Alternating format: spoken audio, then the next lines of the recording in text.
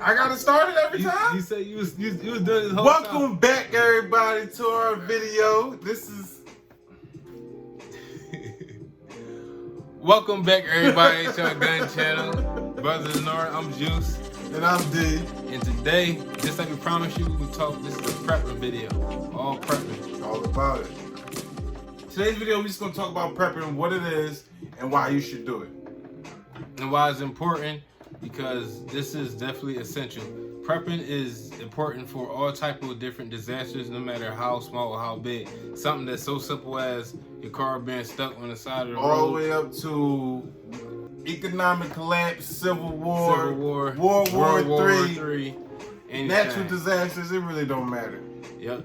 You want to be. You should be prepared. Exactly. You want to be prepared. You don't want to be able. You don't want to have to rely on the government or someone else to be able to get you out of any type of situation that you're in. Because if you prepared yourself, it just puts you in a better situation for the future. Exactly. You need to be proactive in this because just like police, just like emergency services and stuff like that, you call them, they have to come and respond to you. And in that time, things are still going on in your world that they're not there to be a part of, to help you out of. So you need to be a part of your own rescue. Help me help you. And by this is the information going to give you a rundown of things that you need to think about when you're starting to begin your preps. All right, so the main key points of prepping it's about four of them. It'll be food preps, medical preps, security preps, and last but not least, a bug out location or a bug out bag. In other words, your home, the place you have been prepping and have prepared, is no longer safe. Safe. And you have to go to a secure location, aka bugging out. Right. That's your bug out location. And with that being said, all of the preparation that you have accumulated up to this point in your house, and now you have to leave. This is where the bug out bag comes in handy. It's a smaller version, a condensed version of all of that into one bag. All your prep. Of things that you will need to be able to make it from your home or wherever you're at, your homestead, work, wherever this occasion might start off at, for you to be able to make it back home from work to home or from home to wherever the bug out location is, because it's no longer safe to be there. And this thing is important. Always have your bug out bag with you because you never know when it can happen. Right. Some people call it a bug out bag. Some people call it a get home bag. Right. It depends. And there are different kinds of bug out bags as well. There's the Hurricane Katrina bag. You know, like, New Orleans is no longer livable for a couple weeks, couple months, and I have to relocate maybe to a family member's house. Right. And then there is the shit hit the fan SHFT bag. World War III bag. I ain't never come back home. Yes, you ain't coming back. You taking anything with you. Yep. Hopefully you make it. Exactly. And this right here will help increase your chances, hopefully. Alright, so on the first rule of prepping would be to have a complete storage. So you want to keep a storage of food, keep a storage of medical supplies.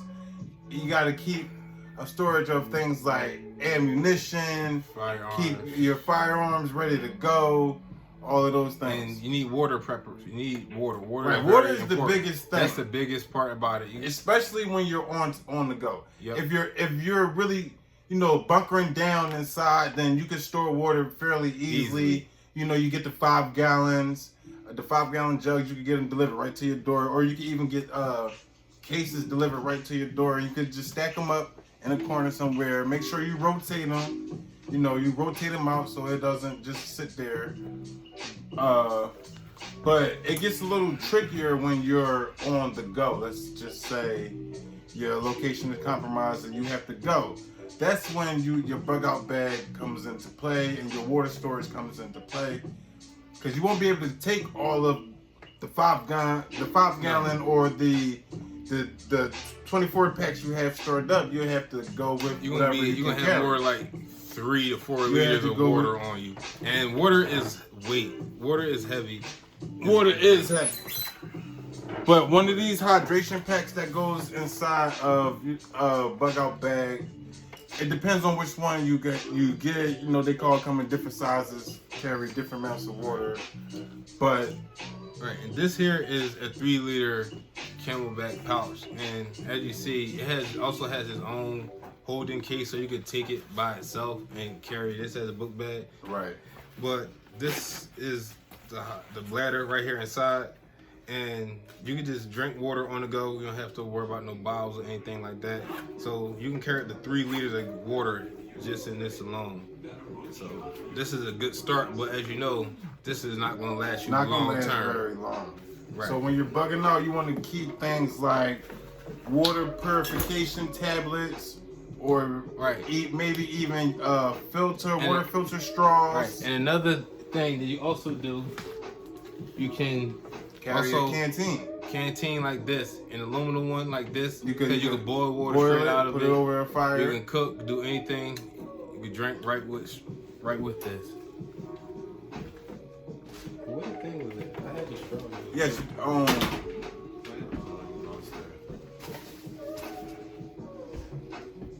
This is the run through. This is just the life straw. This is simple. You just put it straight down to this water source, and you simply put it down. You put to the water source, and you just drink the water up, and it will filter the dirty water up through here, and only clean water come out.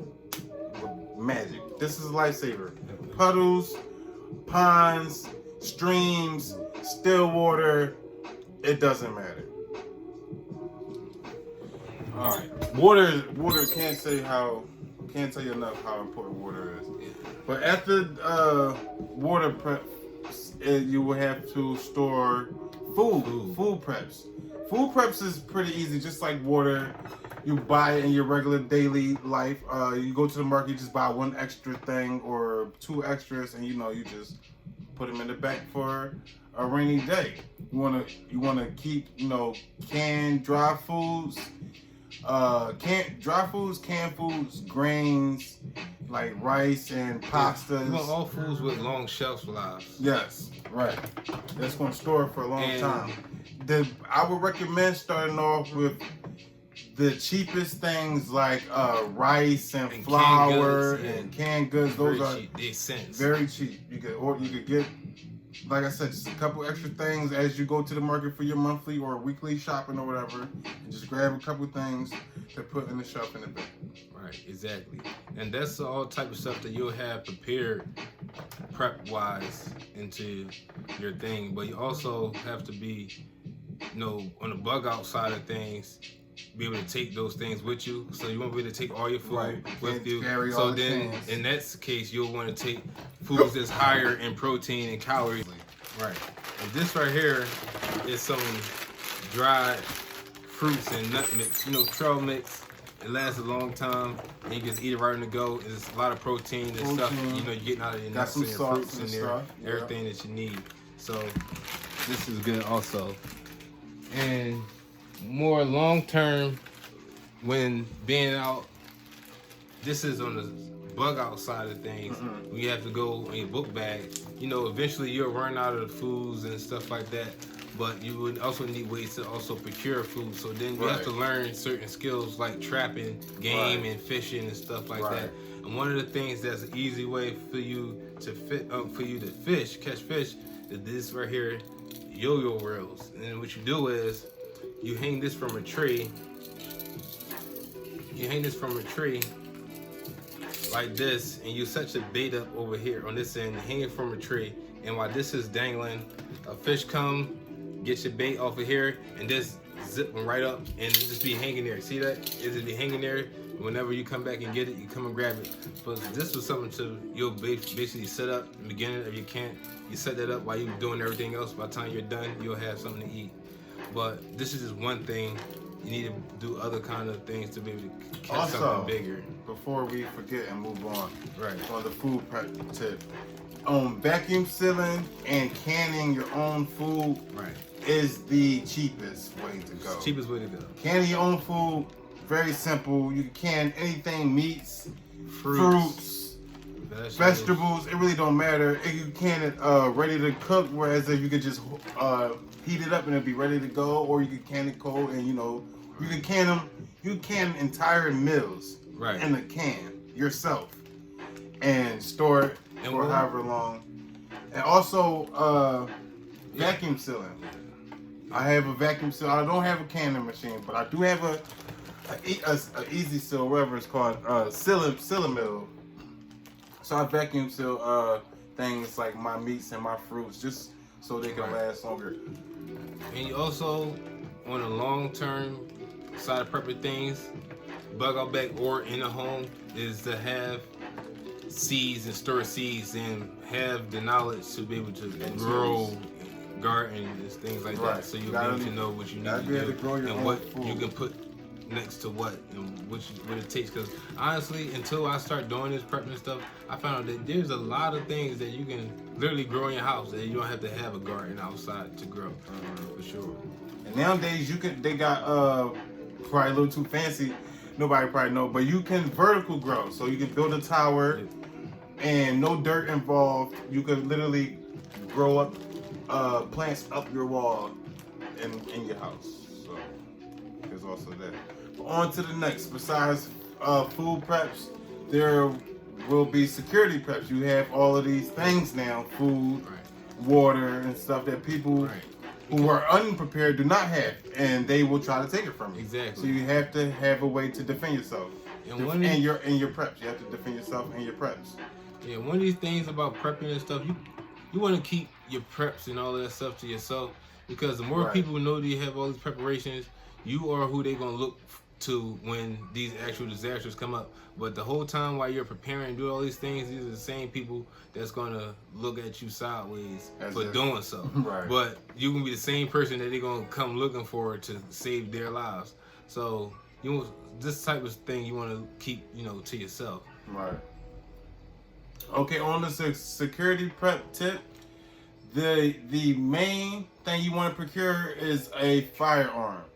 And depending on where you are, that may take a different amount of time, or you may not be able to hold the same amount of rounds of everyone. But the first number one thing you need to do is secure yourself a firearm, and maybe even a carry permit. Right. And not only is a firearm good for self-defense and security, but also good for food procurement, because you can use it for hunting game and stuff like that. So yes, it's loud because gunshots and stuff like that, but you get yourself like a little 22 long rifle. It doesn't sound too much louder than a BB gun, and you'll be able to kill a little small game with that. So guns, basically everything needs to have more than one job. If it has one job, it's not good enough to be part of my bug out equipment, because my every items is limited. Also, with the firearm preps, you will also need training. You will have to be trained on how to properly use and safely use your firearm. But not only firearm training, you also need some hand-to-hand combat. Yes.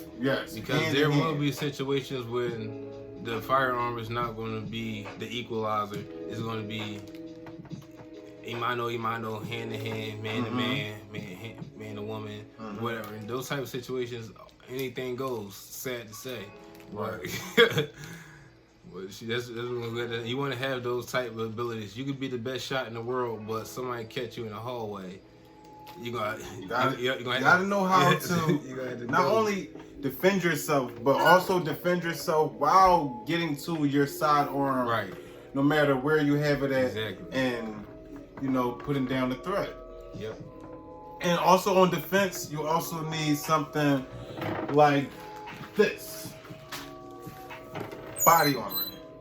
You definitely need body armor, because it makes no sense to have, firearm training without things like body armor, which is defensive, which can save a life and not take a life, which I always believe is a better thing. Yep. And another part is like security. You have to think outside of the box. So, this is a little more so in the box that everybody does it, but not too many people actually utilize it, and it doesn't cost that much. And that is home cameras, CCTVs for the home. Right. And you can get things like lighting outside of your home, motion sense lighting and stuff like that. Right. And I also and animals also be a big part of your security. Right. Because there's layers to security. Right, There isn't just one.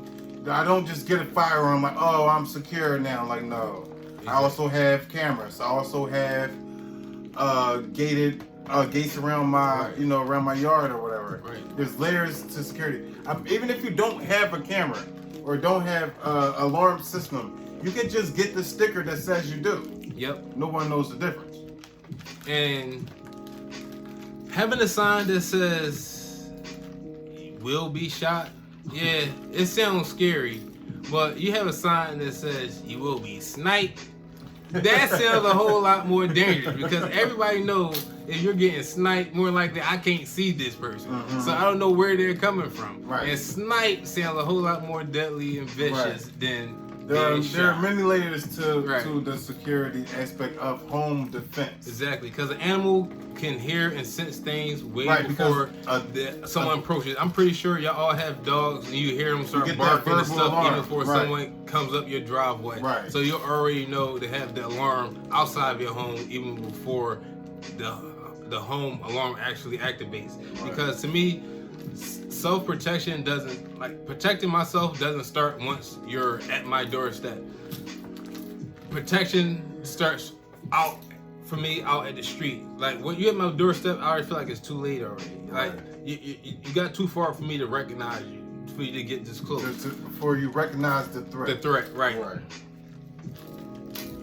All right, so moving on from security threats, there will be security threats. Is that what I said? Security preps. Moving on from security preps, there will be medical preps. And the first thing, security threats. The first thing coming for your food and medical supplies. The first thing in your medical preps should be medical kits, which we have a few of. But in each medical kit should contain a specific. Right. It's certain things, objects, pieces. So each that medical kit should have things like CPR masks, should have things like chest seals, should have things like tourniquets, and this right here is a tourniquet. Hey, we'll open this up so we just show them. Just to show them? Yes. But it's fresh. It's fresh. I'd rather not. Sorry. I have one. But applying it is real easy. Maybe one day I'll do a video show you how to apply it. But it's very simple. You could literally apply that to yourself. The purpose of a tourniquet is to cut off the blood circulation to the wound so you don't bleed out. Exactly. And that's something that you want to leave on all until you get to emergency services. Also things like Israeli gauze, which is basically wet gauze. Very stuff like useful. This, a splint for arms and fingers, for any type of support you might break something or sprints. So like if you have no full body hard cast, this is better than nothing to give you some type of protection. But this splint will help in a lot of different situations. Right. Also in the medical kit, you should also have things like over-the-counter medicine,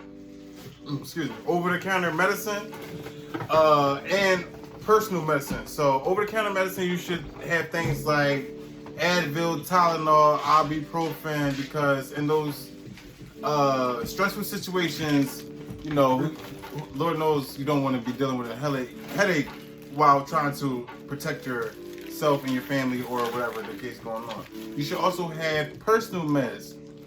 Like if you're a diabetic, you should have the medicine for that. If you have high blood pressure, you should also have the medicine for that. But not your current monthly meds or weekly meds. Something off to the side, stockpile for those things. Yeah, you should have an extra EpiPen. You should have extra whatever you need to survive. Because in these type of situations, going to CVS or Rite Aid or Walgreens is not going to. It brings your chances of survival down. If you have to go outside for food or medical supplies while there is civil unrest or while there is in the middle of Hurricane Katrina or while the KKK is marching down the street, you just gotta be smarter. You just gotta be prepared. That's all. You don't want to have to go outside and have to scavenge for food while the entire city is outside scavenging for food. And another thing that I recommend in preparing medical wise is also to have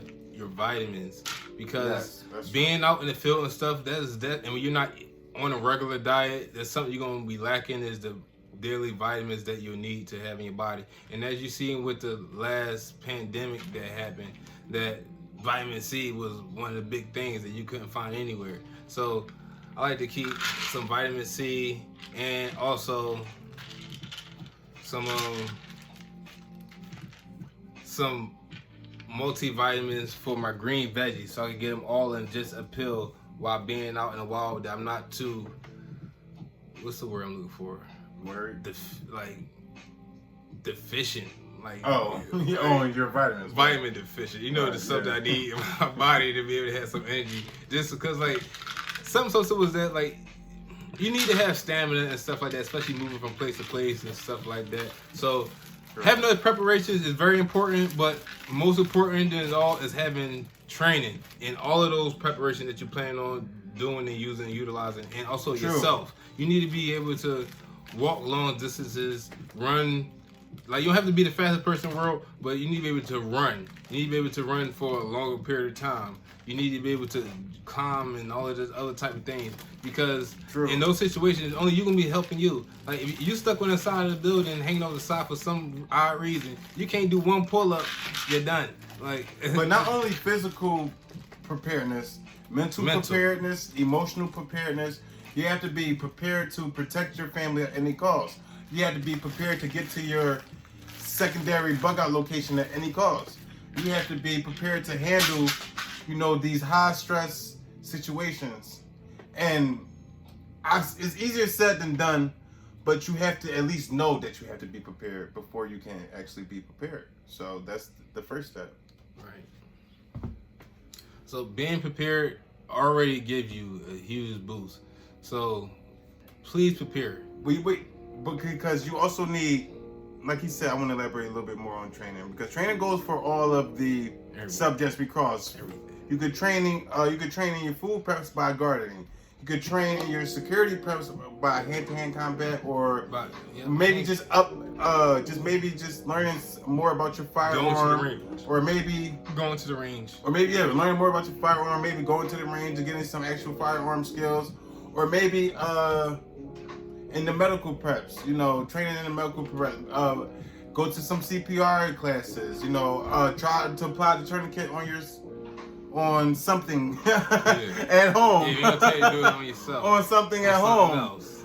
There's a lot of training involved in being prepared, and it could be discouraging when you're looking at it all from a broad lens. But if you can really just zoom in and focus on what specifically you need to work on at this specific moment in time, and take that step by step, you should be able to move forward. But anyway, moving forward on the final aspect of being prepared, which is the actual bug out bag. Right. Juice, can you just grab your bag to show them what your bag looks like? Sure can. So in your bug out bag, a bug out bag is basically a smaller version of your home prep. So you got, you have your food preps, your security preps, and your medical preps, all in one bag, all ready to go at a moment's notice. And this right here is a prime example of a long-term bug-out bag solution. Because this is a 65-liter bag. I basically can put everything in here, and I like to pack my bag more so for winter. Because I feel as though if I could survive winter, I can survive all the rest of the season, because you need so much for winter, because just staying warm will keep you alive a lot longer. And that bug out bag Juice just had, his bug out bag should be able to get him from point A to point B in a 3-day. Not in a time frame, but in a situation. In a situation. Anything that might come up. And no matter, let's just say he takes his bag with him wherever he goes, right? And his car breaks down on the road. His bug out bag should be able to get him home. Yep. Let's just say he is home and a nuke hit New York or whatever, and he got to bug out. Let me tell you this His story. bag should be able to get him from point A, which is home, to point B, which is a safe location, away from everything else. And in that bag should be you know, everything he needs to get him there safely. Camping material, hiking material, building a fire. Your bug out bag is all of your preps in one. Now, quick story. Like I was telling you, the bug out bag is for all type of solutions, no matter what's going on. Now, I carry my bug out bag everywhere with me, like my firearm. So like one time I was at work, it was winter time, it was a big snowstorm, and I literally got stuck at work. I couldn't leave work. I was snowed in. I was stuck there, and all I had was my bug out bag. It actually came in handy. I cooked. I used the food that was in there and everything.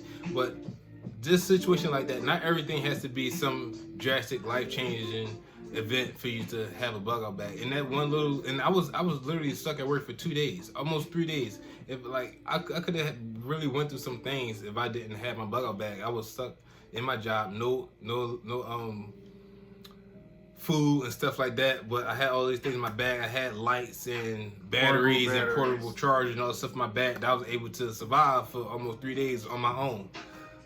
Because I do security. If y'all don't know, I was literally stuck in my job by myself, and I couldn't leave because it was no way to leave because it was snowed in. That's a good story about how that bug out bag comes in handy. But thanks for watching, everybody. This is just part 1 of our prepping video. We just wanted to get you guys in tune with us about what prepping is, why you should do it, how you should do it. Right. Our part 2 of our prepping video, we're going to get in detail of what is actually in our bug out bag and why is in it. Right. To give you some ideas of things that you may also put in your bag and you might want to tweak or whatever, and also you might have some ideas for us of things that we may have left out for things that we could think about. We're also taking things like this. We're here to help you and y'all to help us. We love the feedback, and all it is to make us better. One hand teach the other. Thank you. All right, that's it for us, guys. Thank you. See you next time.